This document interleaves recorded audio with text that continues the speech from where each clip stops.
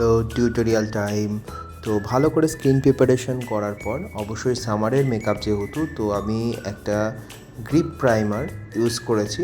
সেটা তোমরা তোমাদের বাজেট অনুযায়ী নিতে পারো। প্রচুর গ্রিপ প্রাইমার বা প্রচুর ওয়াটারপ্রুফ প্রোডাক্ট বাজারে এখন অ্যাভেলেবেল।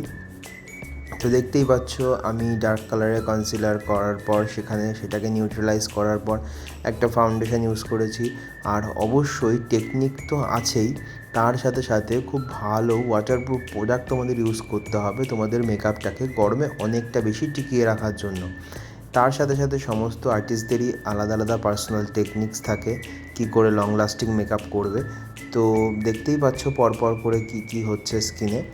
আর আমি সমস্তটাই প্রায় একটু হাই এন্ড ব্র্যান্ড ইউজ করেছি।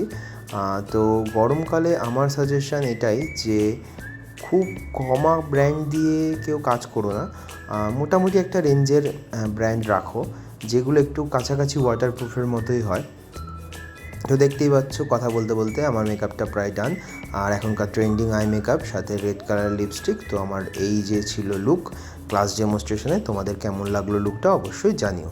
টাটা, পরে অন্য কোনো ভিডিওর সাথে দেখা হয়ে যাবে।